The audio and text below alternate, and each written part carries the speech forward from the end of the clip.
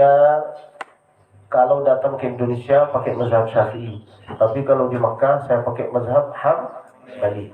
Jangan di sini sudah jelas mazhab Syafi'i, lalu engkau ini pakai mazhab Itulah yang tidak paham engkau. Maka kita ini harus paham dulu. Datang ke Indonesia ini mayoritas Syafi'i, maka harus menyesuaikan. Kecuali kalau di sini tidak pakai mazhab Syafi'i, pakai mazhab Hambali, kita itu harus ikut juga. Contoh yang kedua, sehingga faham. Andai saya jadi imam di sini, lalu saya pakai mazhab Hambali. Kalau saya tidak pakai kunut, berarti semua tidak harus mengaminkan. Tapi kalau saya pakai mazhab Hambali, mazhab Syafi'i, lalu saya berkunut, semua ini harus mengaminkan. Mau tidak mau harus mengaminkan. Kalian harus ikut imam. Al-imamu jundah. Saya sebagai penanggung jawab. Saya ruku, kalian ruku. Saya sujud, kalian sujud. Saya salam, kalian salam. Sekarang banyak orang yang tidak paham dengan dengan ilmu fikih. Dia itu seenak-enaknya. Dia berkata, dia Syafi'i Ustaz, saya Hambali. Ketuk kepala kau ini, dia imam, dia sebagai penanggung jawab, engkau ikut sama dia. Jangan seenak-enaknya. Kalau imamnya pakai mazhab Syafi'i, pakai kunut, semua harus mengaminkan. Kalau tidak pakai kunut, ya udah tidak usah. Itulah kata Syekh Ibnu Taimiyah, "Idza qanatal imamu faqanata." Apabila imam itu berkunut, maka semua harus mengaminkan. Jangan seenak-enaknya. Kita ini harus paham tentang ilmu usuli al-fiqh. Itu paling berat. Ilmu usul. Kapan kita ini harus menyesuaikan ini. Nah, begitu Pak. Oke, harus tanya dulu kepada ahlinya. Beda selain fikih. Kalau saya datang ke sini lalu langsung saya jadi imam, apakah pantas? Tidak pantas. Kita itu harus tanya, di sini siapa ketuanya, di sini siapa imamnya, di sini siapa. Seperti saya tadi sebelum ceramah, sebelum ngaji, saya itu memuliakan siapa yang harus dimuliakan. Ustadz ini, sehingga saya tahu, oh ini orang rumah. Inilah yang sudah hilang Pak. Banyak orang ustadz, Masya Allah, ilmunya banyak, tapi dia itu tidak mau menghormati yang ada. Dia maunya langsung ceramah. Coba kalau abang teliti ceramah-ceramah Ustaz Abdul Somad, itulah sifat orang berilmu. Kalau beliau datang, langsung beliau sapa semua. Al-Mukarram Al-Muhtaram, beliau semua diangkat. Nah, sebagaimana engkau ini suka mengangkat orang, Allah juga dan orang juga akan suka mengangkatnya engkau. Hingga nanti sampai hidungnya kayak gini. Karena namanya manusia itu suka diangkat, suka dipuji, maka harus pelajari ilmu usul al-fiqh. Jangan seenak-enaknya. Karena banyak yang saya hadapi lalu berkata, saya dari lulusan ini, saya dari lulusan ini, saya dari lulusan ini. Terus mau diapain? Kalau engkau ini tidak paham tentang ilmu usul fiqh, harus paham tentang ilmu usul fiqh. Masya Allah, tabarakallah. Ini untuk ditengok atau untuk diminum? Hah? Air madu. Saya tidak mau air madu. Saya maunya bulan madu.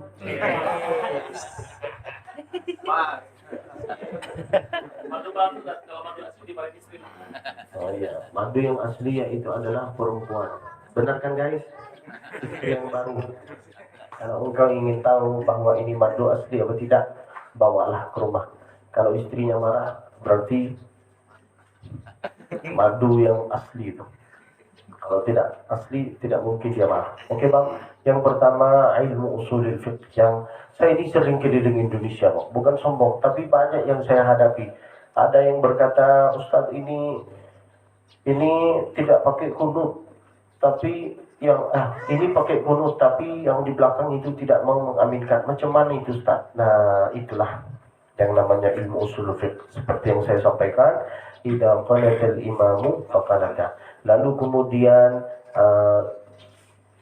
Imam Hambali pernah berkata bahwa kunut yang pernah ditinggalkan oleh Nabi bukan kunut yang kita baca Allahumma hdina fi man hadait thumma tarakahu ba'da syahrin. Di situ al-ha ya'udu, al-ha di situ yang ditinggalkan oleh Nabi yaitu adalah doa yang ada ancaman, Allahumma al'an bani Ra'il, wal'an bani Dakwan, wal'an bani Usayyah. Itulah yang ditinggalkan oleh B. Kalau kunutnya itu masih jalan, apakah di Mekah itu ada kunut subuh? Apa tidak ada? Ada. Jangan berkata tidak ada. Orang yang suka berkata tidak ada, itu dia cuma datang ke Mekah pakai program travel umroh paling lama 12 hari. Lalu seolah-olah dia itu tahu tentang keadaan Mekah. No, siapa engkau? Engkau ini tidak tahu. Di Mekah, saya lahir, besar, belajar, main sama unta, semua di Mekah. Tahu saya kapan kita itu baca kunut. Orang Mekah itu baca kunut ketika ada tekanan, ada gempa, ada ujian khusuf, ada kusuf. Baru mereka itu baca. Allahumma hdina fi man hadait, Allahumma adfa' 'anna al-ghala wal-waba wal-riba wal-zalazil wal-mihan. Apalagi pas COVID-19, banyak kunut di situ. Allahumma adfa' 'anna al-COVID-19. Enggak mungkin kayak gitu kan. Allahumma adfa' 'anna al-waba wal-riba wal-zalazil wal-mihan. Nah, ilmu usul fikih ini bang, yaitu adalah ilmu yang paling penting. 5 kebutuhan seorang manusia dalam kehidupan. Yang pertama, Allahumma inna nas'aluka ilman nafi'a. Nah, ilmu itu ilmu kondisi. Nah, lihatlah Ustaz Abdul Somad. Ustaz Abdul Somad itu bagi saya, the best. Kalau beliau datang isi acara pakai surban, kelihatan wibawanya. Tapi kalau beliau terbang pakai kacamata. Seperti saya sangka cuma saya doang. Ternyata beliau juga pakai kacamata, beliau pakai masker. Saya tidak pakai masker. Nah, supaya bisa menurunkan kacamatanya lalu kayak gini. Sekali-sekali lah, Mas. Sekali-sekali kita jadi setan. Kalau malaikat kita ini macam mana? Gak bisa. Kita ini kadang-kadang malaikat, kadang-kadang Nah, seperti apa? Bercanda bang. Allahumma inna nas'aluka ilman nafi'a. Ilman nafi'a itulah yang ilmu yang bermanfaat. Harus pintar-pintar menyesuaikan. Kalau duduk sama orang alim, kita seolah-olah kita itu tidak punya ilmu. Duduklah sejenak kayak gini. Nah, seolah-olah itu tidak punya ilmu. Dengarkan saja. Fitnatul alim. Fitnahnya seorang ustaz itu tidak suka mendengar ceramah. Dia itu suka menyampaikan. Itulah yang terjadi sekarang. Banyak ustaz-ustaz ini tidak mau mendengar ceramah. Dia itu mau menyampaikan dibanding mendengar. Itulah fitnahnya seorang alim. Dia ada rasa ujub. Ceramah saya itu lebih enak dibanding dia. Kalau saya jamaahnya tidak tidur. Kalau dia jamaahnya tidur. Nah, ada muncul itu. Itulah fitnahnya seorang alim. Maka kalau abang ingin tahu bahwa engkau ini sombong atau tidak, kalau engkau punya ilmu seumpamanya engkau ini S1, S2, lalu kemudian ada penceramah datang, ada perasaan kayak gitu, berarti itu namanya sifat ujub. Saya ini tidak suka sedikit-sedikit menyampaikan ceramah. Saya tadi sebenarnya pas saya datang bang, saya sangka ceramah saya atau kajian saya itu di dalam masjid. Saya nyampe sini itu sambil masih tidur. Pas buka mata, ini masjid apa tempat makan? Nah, nyampe sini saya tanya-tanya ke beliau, Ustaz dari mana? Dari Gontor. Masya Allah, lulusan berapa? Lulusan ini, lulusan ini. Langsung saya bilang ke beliau, engkaulah yang ceramah, bukan saya. Benar kan Ustaz? Jangan seenak-enaknya udah langsung al-mukarram al-muhtaram, dialah yang ceramah. Belajarlah rendah hati. Kullu syai'in yuhsad illa tawadhu. Segala nikmat itu pasti dihasut oleh orang kecuali nikmat rendah hati. Kita punya HP baru dilihat sama orang. Ditaruh di depan, di atas meja supaya dilihatlah sama kita. Dihasut. Punya cincin ditaruh kayak gini, dihasut. Punya berewok, seolah-olah pakai. Semua segala nikmat itu dihasut oleh orang, kecuali nikmat tawadhu tidak ada yang hasut sama kita. Tidak ada. Maka belajarlah rendah hati. Orang yang rendah hati, tawadhu di sisi Allah itu mulia, apalagi di sisi masyarakat. Lihatlah, saya itu Masya Allah kagum sama orang Indonesia. Di antara yang saya kagumi itu Ustaz Abdul Somad. Kalau beliau datang menengok di situ ada ulama-ulama yang sudah tua, beliau duduk cium tangannya. Cium tangannya, duduk seolah-olah dia itu tidak punya ilmu, padahal beliau itu penceramah yang luar biasa. Benar kan? Nah, itulah sifat orang yang alim. Beda dengan kita. Kita ini baru dapat ilmu sedikit, seolah-olah kita itu sudah menguasai dunia. Jangan kayak gitu. Harus belajar ilmu. Lalu kemudian kullu syai'in yurkhasu fid dunya hadhihi ila ilm. Semua yang ada di dunia ini, semua harganya bisa turun. Mobil harganya turun, tanah bisa harganya turun, semua bisa turun kecuali ilmu makin naik. Gimana supaya ilmu ini makin naik? Dengan rendah hatinya engkau akan menjadi seorang yang mulia di sisi Allah dan mulia di sisi orang manusia. Itulah pentingnya Allahumma inna nas'aluka ilman nafi'a. Belajarlah. Bukan cuma belajar fikih, belajar ini lalu sombong. Belajarlah rendah hati. Allahumma inna nas'aluka ilman nafi'a antafi'u bihi, supaya itu ilmu yang tersebut bisa membawa saya atau bisa ngasih kepada saya manfaat untuk saya, untuk itu. Saya itu bang, pas waktu saya belajar tidak ada perasaan bahwa saya itu mau ngajar, tidak pernah. Selalu saya ini pas waktu saya belajar di Makkah dan di Indonesia, saya selalu belajar niatnya ilmu ini untuk saya dan adik-adik saya dan untuk keluarga saya. Tiba-tiba Masya Allah disuruhlah ceramah Ustaz di sini, ceramah Ustaz di sini, ceramah di sini. Karena niatnya engkau baik, maka dialah yang akan membantu kita. Kalau bahasa Arab, an-niyatut thayyibah takhdimu sahibaha. Niat yang baik, dialah yang akan membantu kita. Kemanapun berada, dialah yang membantu kita. Dialah yang mengangkat kita. Dialah yang membawa kita kemanapun berada. Saya ini bang nggak punya jabatan, nggak punya harta, nggak punya banyak kenalan. Followersnya juga bukan 1 miliar, bukan 1 juta. Followers saya itu 65.000. 65.000. Tapi kalian follow lah. Saya cerita kayak gini bukan untuk kalian tengok, untuk kalian berkata, wow, ternyata ini artis. Nah, follow. Saya keliling Indonesia ini bang karena ilmu. Maka pesan saya kepada abang-abang, walaupun engkau ini sudah tua, belajar. Saya tipe orang ini yang suka belajar. Saya belajar bahasa Indonesia dalam 8 bulan. Dulu nggak begitu pandai berbicara dengan bahasa Indonesia. Belajar dari siapa saya? Belajar dari ceramah Ustaz Abdul Somad. Makanya pembawaan saya itu seperti ada bahasa Melayu. Padahal saya ini bukan orang Melayu. Belajar saya dalam 8 bulan. Dari mana kok bisa saya belajar cepat?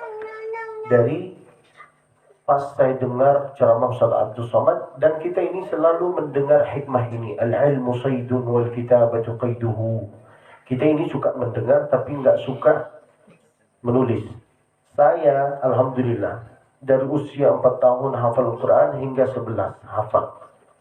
Dan hafalan saya itu alhamdulillah sampai sekarang kuat. Mengapa? Karena dulu pas waktu saya hafal Al-Quran, pas waktu saya tes bacaan saya ke guru, seperti seolah-olah menulis.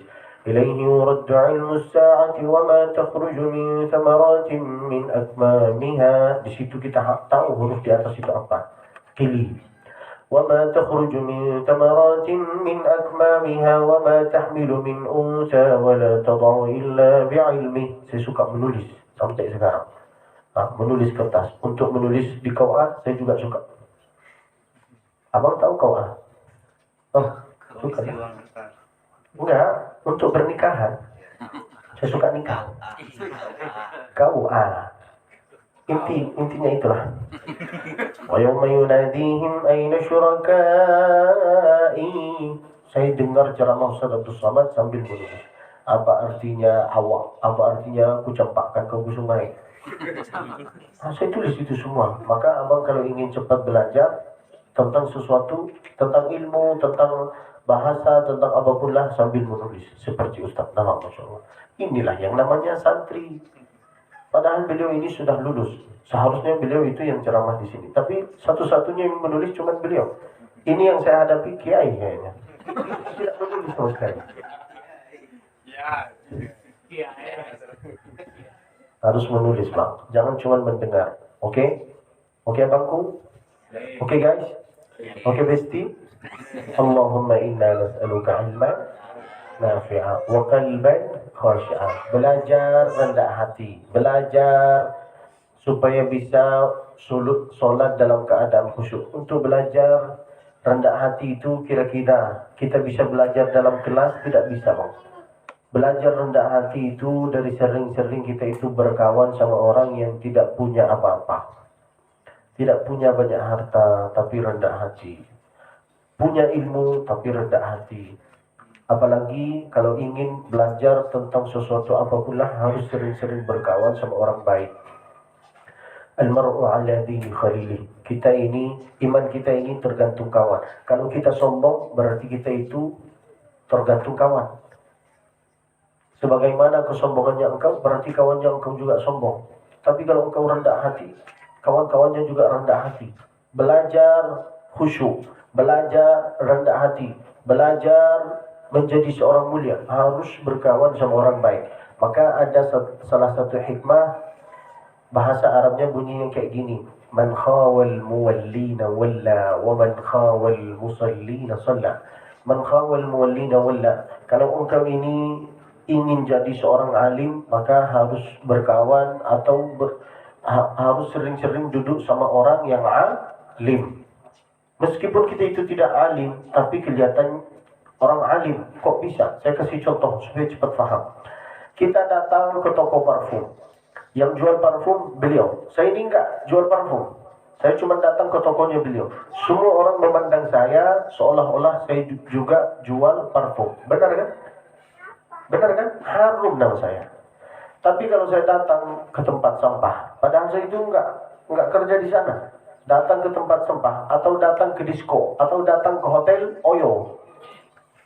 Semua orang memandang, ngapain saya di Oyo? Nah, rusaklah nama saya. Benar kan? Nah, begitu bang. Harus berkawan sama orang yang sesuai. Kalau engkau ini ingin jadi seorang mulia, berkawanlah seorang yang mulia. Ingin jadi seorang pembisnis, berkawanlah seorang pembisnis. Kalau engkau tidak sukses di dalam kehidupan, berarti tata cara engkau berkawan ini salah. Banyak anak-anak muda sekarang yang tersesat. Dia pergilah kemanapun ada. Lalu kita tanya, berapa umurnya abang? Sudah 35, masih nakal kayak itu. Kok bisa? Karena dia itu berkawan sama orang yang salah. Penting itu bang untuk memilih kawan. Bukan dalam uangnya doang, bukan dalam dompetnya doang. Lihatlah, kalau dia soleh, kita juga soleh. Tapi kalau dia kadang soleh, kadang soleho, kita juga sama. Gitu bang, oke bang? Wa qalban khashi'a, belajarlah rendah hati. Seperti yang saya sampaikan, man khawal muwallina walla, wa man khawal musallina shalla. Nah, berkawanlah sama orang yang baik hingga kita itu bisa menjadi orang baik. Setelah wa qalban khashi'a wa lisanan dzakira. Gimana caranya supaya kita itu bisa dapat hati yang tenang, hati yang khusyuk dengan lisan yang suka berzikir? Maka di situ ada ayat ala bi dzikrillah. Dengan zikir Allah, maka apa yang terjadi? Tatma'innul qulub. Selain berkawan sama orang baik, harus sering-sering berzikir. Kita sering berzikir, tapi kawan kita setan. Apakah bisa khusyuk? Tidak bisa. Maka harus berkawan sama orang baik. Penting itu bang. Oke bang? Lisanan dzakira wa rizqan wasi'a. Banyak orang muslim sekarang yang menurut saya itu bodoh sekali. Dia berkata, saya ini zuhud di dalam kehidupan, zuhud di dalam dunia. Saya meninggalkan dunia, lalu saya kejar akhirat doang. Itu bodoh itu. Kata Nabi, khairukum, apa ya bunyi hadisnya?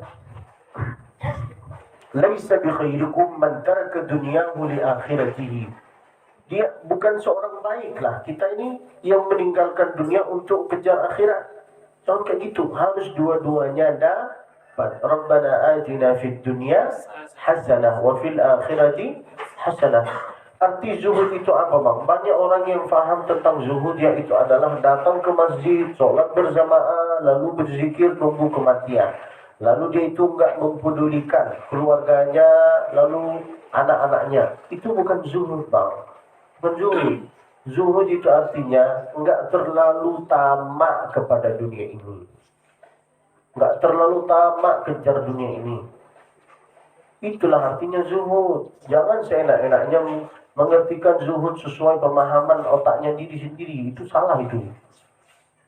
Harus kita pintar-pintar menyesuaikan. Kita ini di dunia harus jadi orang kaya. Kaya di dunia, kaya di akhirat. Kalau kita ini nggak boleh kaya, nanti orang yang non-muslim itu menguasai dunia macam mana? Haruslah jadi seperti sahabat-sahabat Nabi. Sahabat-sahabat Nabi itu orang kaya semua. Bang. Tidak ada orang yang miskin. Jarang ada orang yang miskin. Mereka itu kaya. Itulah kata Nabi. Laisa bi khairikum man taraka dunyahu li akhiratihi. Wa laisa anah. Itu hadis. Nanti abang tulislah di Google. Kalau muncul hadisnya berarti ada paket internet. Kalau tidak muncul berarti tidak ada. Carilah wifi. Berapa WhatsApp. Oke bang? Ini penting bang. Kita ini sering baca doa ini. Allahumma inna nas'aluka ilman nafi'an wa qalban khashi'an wa lisanan dzakiran wa rizqan wasi'an. Tapi tidak paham di situ apa artinya. No. Dari tadi judul saya itu cuma satu. Cuma ini. Tapi kalau kita kaji, oh ini isinya ini, isinya ini, isinya ini. Ternyata artinya ini. Oh luar biasa itu bang. Walisa wa qalban khashi'a wa lisanan dzakiran wa rizqan wasi'a. Harus minta banyak, mintalah dari Allah. Harus engkau ini kaya dunia dengan akhirat. Harus punya mobil banyak, tanah banyak, cincin banyak, istri banyak. Amin. Ini amin. Karena jauh dari istri. Sampai rumah nyaw. Aminnya tadi di mana kok hilang? Oke bang, yang terakhir rizqan wasi'a wa amalan salihan mutaqabbala. Mintalah amal soleh yang diterima oleh Allah Subhanahu wa ta'ala. Di antara amal yang soleh yang diterima, selain kita ngaji, selain kita itu sedekah, selain itu zakat, bermuamalah dengan tata cara yang benar.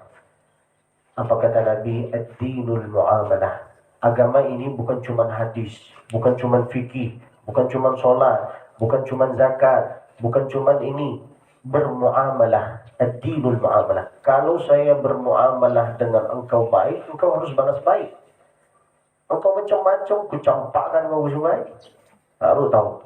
Itulah yang sudah hilang dari kita. Muamalahnya kita ini terhadap kadang-kadang kawan itu tidak baik, tidak bagus. Mentang-mentang, contoh, saya ini S2. Melihat anak S1, kita meremehkan dia. Belum tentu kita ini lebih alim dibanding dia. Banyak orang S1 atau tidak S1, tidak S2, tapi ilmunya luar biasa. Benar kan bang? Jangan suka meremehkan orang, jangan suka mencaci maki orang. Jauhilah itu semua. Kalau engkau suka mencaci orang atau membusukkanlah nama-nama orang, berarti hatinya engkau ini memang busuk.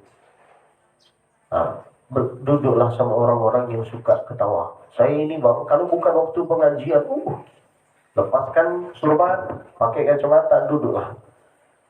Lalu saya suka ketawa. Saya tipe orang yang suka ketawa. Dan saya itu mudah bergaul. Mudah saya itu duduk sama siapapun. Tata cara saya itu berkawan, cuman bawa senyum. Abang dari mana? Dari kita. Abang lapar. Abang sudah.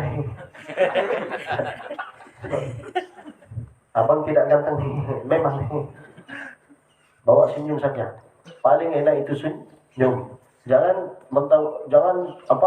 sangka jual kegantengan lalu engkau ini akan laku di hadapan orang atau laku di hadapan perempuan. Perempuan itu tidak tertarik, bukan semua tertarik dengan kegantengan. Mereka itu rata-rata tertarik dengan siapa yang pintar menghiburin kita. Makanya banyak orang cantik, perempuan cantik, tapi laki-lakinya, auzubillah. Tidak sesuai. Dia cantik, tapi suaminya agak gosong. Benar kan? Apakah karena uang dong? Karena dia pintar untuk menghiburi dia. Pintar-pintarlah untuk gombal. Harus pintar gombal ini apa? Terus. Saya kasih gombalan ya. Setelah minum kopi lalu minum jamu. Dunia ini terasa sepi kalau nggak ada kamu.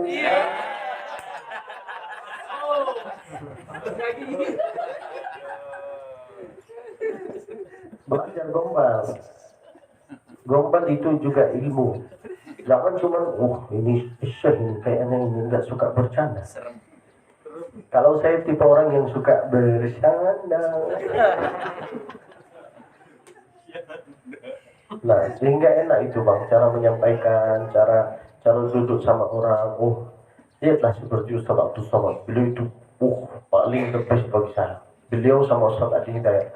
Mereka itu tahu kapan menyampaikan ilmu, kapan mereka lucu, kapan mereka gombal, kapan mereka. Nah, itulah yang namanya orang alim. Dan saya sering mendengar ceramah Ustaz Abdul Somad, beliau berkata, saya ini enggak suka menyampaikan, saya juga suka mendengar, khususnya khutbah Jumat.